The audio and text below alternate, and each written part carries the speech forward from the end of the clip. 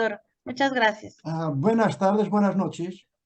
Este es un evento multitudinario, complejo, algo extraño por la temática, que está muy adelantada, puede que demasiado adelantada. Y me ocurrió, bueno, voy a concentrar en la temática, computación cuántica. Y bueno, si están mirando mi presentación, tengo una variante de una afirmación antigua. X son dragones, aquí hay dragones, o sea que no hay que mirar, no hay que ir. Yo digo el opuesto, tenemos que mirar, incluso por el siguiente.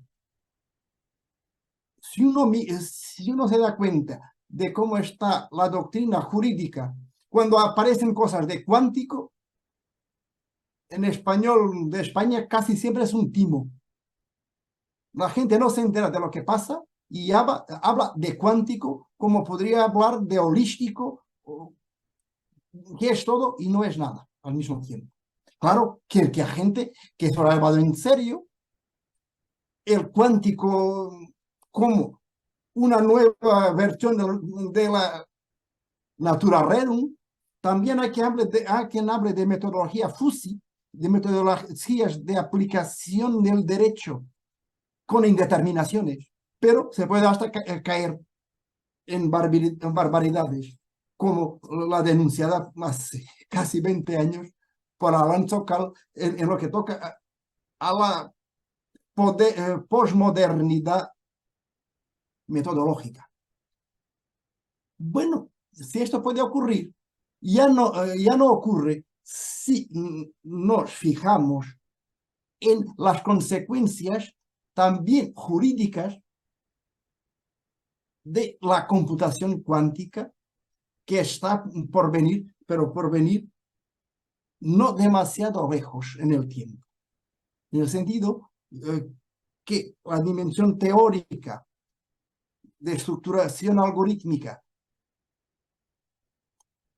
y también de cómo podrían ser los chips de computación cuántica. Esto está delineado, el problema es ponerlo en marcha en computadoras reales.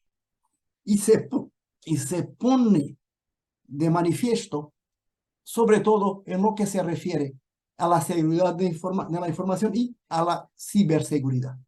Por ello, tenemos que en la Unión Europea, en Estados Unidos o en China, se está trabajando en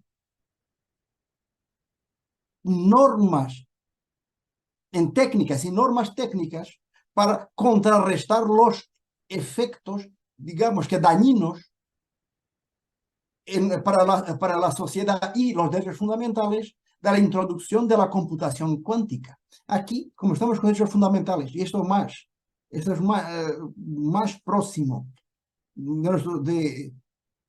bueno, incluso del objeto del Congreso, privacidad. Y eso se pone con el cifrado. Alicia Chicharro habló de protección de datos. Aquí estamos hablando sea de protección de datos que de privacidad, con la distinción de los artículos 7 y 8 de la Carta de Fundamentales de la Unión Europea.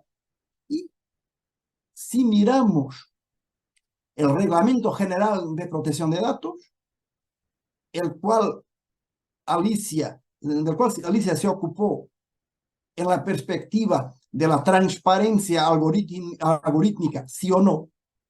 Yo creo que no, pero esto lo podríamos discutir en otra ocasión.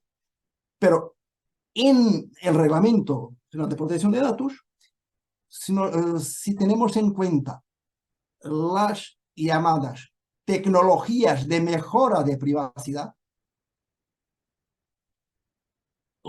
el cifrado es de lejos la más robusta, que es incluso la única que, si se implementa, puede limitar o eliminar las responsabilidades civiles administrativas, dependiendo de los estados, incluso penales, en caso de violación de seguridad de datos.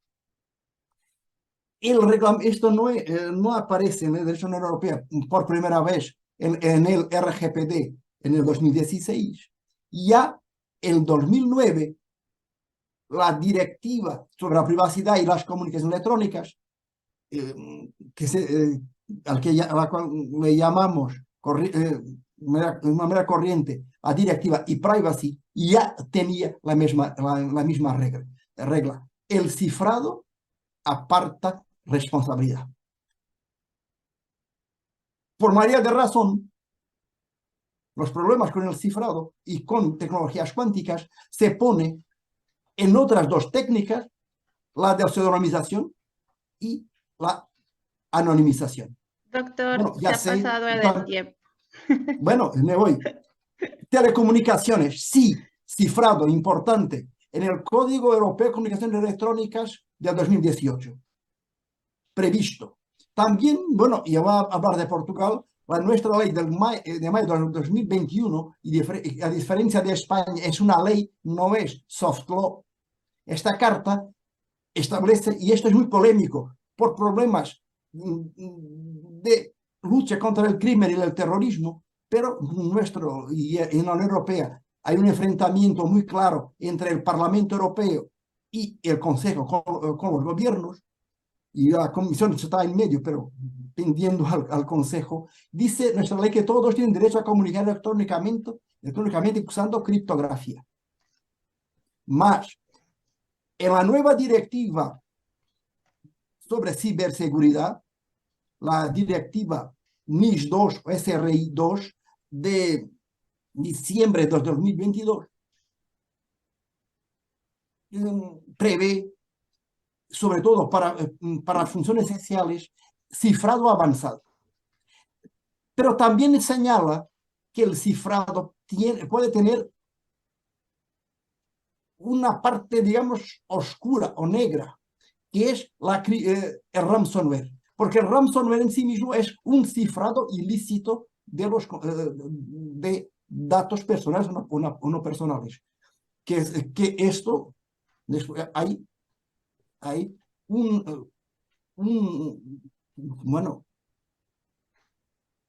una búsqueda de exigencia de resgate para obtener las llaves. Terminando.